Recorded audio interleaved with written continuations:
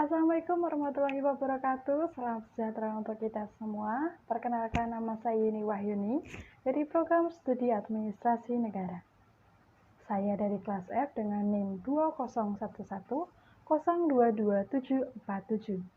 Partai politik adalah organisasi politik yang menjalani ideologi tertentu atau dibentuk dengan tujuan umum. Politik dalam bahasa Yunani adalah politikos, yang berarti dari, untuk, atau yang berkaitan dengan masyarakat adalah proses pembentukan dan pembagian kekuasaan dalam masyarakat yang antara lain berwujud proses pembuatan keputusan, khususnya dalam suatu negara. Lalu dalam bahasa Arab, politik adalah siyasah. Ternyata politik mempunyai 4 fungsi loh. Apa aja? Yang pertama adalah sebagai media komunikasi. Partai politik adalah suatu media komunikasi dari pemerintah kepada rakyat dan atau juga dari rakyat kepada pemerintah. Partai politik difungsikan sebagai penyerap aspirasi masyarakat dan mengumpulkan informasi dan meneruskannya kepada pemerintah. Fungsi yang kedua adalah sebagai media sosialisasi. Partai politik berfungsi sebagai media atau alat sosialisasi suatu program yang berdasarkan dari hasil pemilikan berdasarkan ideologinya. Sosialisasi ini adalah sebagai bentuk semacam promosi bagi partai politik terhadap masyarakat agar nantinya masyarakat mau memilih partainya. Fungsi yang ketiga adalah sebagai media pengrekrutan. Partai politik berfungsi sebagai penyeleksi sekelompok orang ataupun orang secara pribadi untuk dibentuk menjadi seorang pemimpin. Pemimpin itu dapat berarti pemimpin bagi partai itu sendiri ataupun pemimpin sebuah pemerintahan termasuk presiden dan wakil presiden. Fungsi yang terakhir adalah sebagai media pencegah konflik. Dalam suatu pemerintahan ataupun sistem suatu negara selalu ada saja orang-orang yang mempunyai pandangan dan pendapat yang berbeda.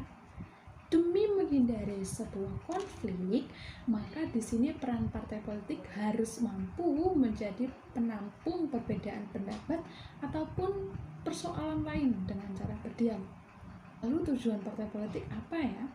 Tujuan partai politik adalah untuk mendapatkan dan mempertahankan kekuasaan demi menjalankan atau mewujudkan ideologi mereka dalam bentuk program-program yang akan disusun.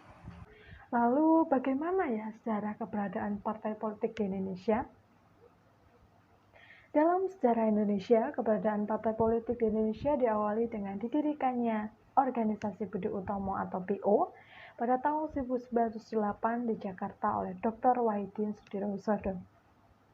Partai politik yang pertama kali lahir di Indonesia adalah Indie Partai yang didirikan pada tanggal 25 Desember 1912 di Bandung. Selanjutnya saya akan menjelaskan salah satu parpol di Indonesia, yaitu PDI Perjuangan. Bagaimana ya sejarah berdirinya PDI Perjuangan? Sejarah berdirinya PDI Perjuangan dimulai dari pembentukan Partai Demokrasi Indonesia atau PDI pada 10 Januari 1973. PDI merupakan partai hasil fusi atau penggabungan beberapa partai politik antara lain.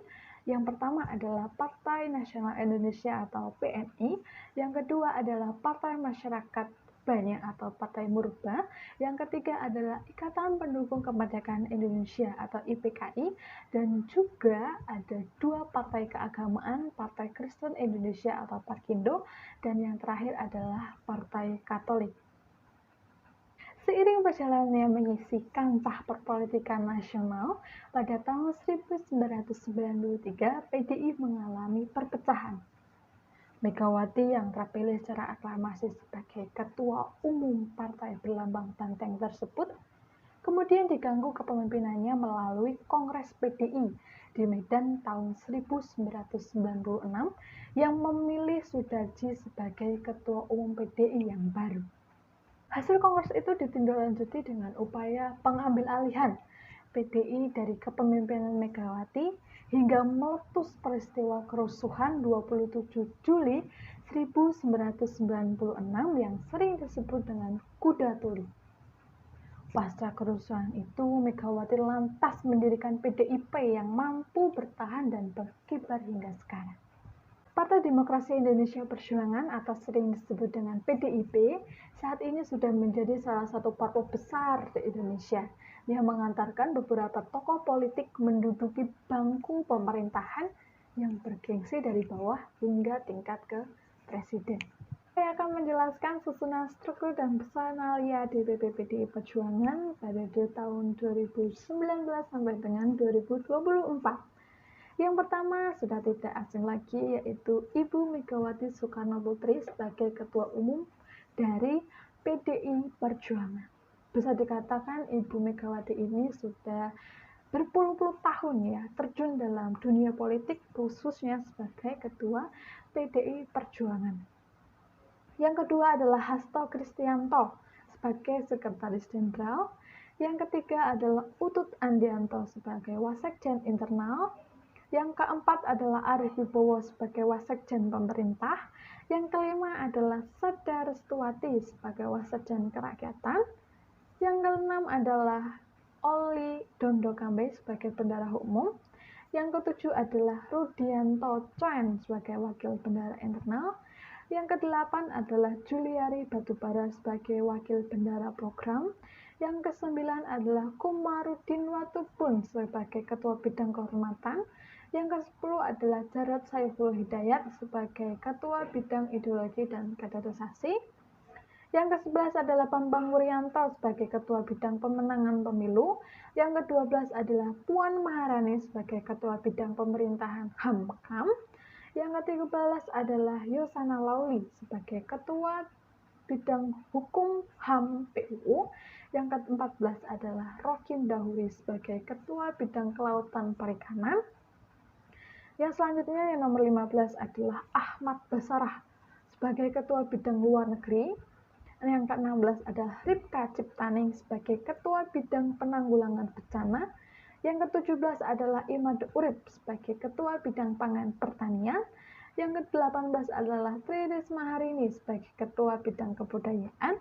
Yang ke-19 adalah Sukurno Nababan sebagai Ketua Bidang Keanggotaan dan Organisasi. Yang ke-20 adalah Wiryanti Sukamdani sebagai Ketua Bidang Pariwisata. Yang ke-21 adalah Nusirwan Sujono sebagai Ketua Bidang Instruksi Tenaga Kerja dan Jamsos. Yang ke-22 adalah Hamkahan sebagai Ketua Bidang Keagamaan dan Kepercayaan. Yang ke-23 adalah Muhammad Prada Prabowo sebagai Ketua Bidang Ekonomi Kreatif dan Digital. Yang ke-24 adalah Eriko Sutarduga sebagai Ketua Bidang Pemuda Olahraga. Yang ke-25 adalah Sahid Abdullah sebagai Ketua Bidang Perekonomian. Dan demikian hasil dari presentasi yang bisa saya sampaikan. Mohon maaf apabila ada kesalahan kata dalam saya mengucap. Kiranya saya membutuhkan saran dan kritik dari Bapak, Ibu, atau Saudara agar saya bisa memperbaiki kekurangan dari presentasi saya. Atas perhatian dari Bapak, Ibu, atau Saudara, saya ucapkan terima kasih. Sebagai penutup, wassalamualaikum warahmatullahi wabarakatuh. Salam sejahtera untuk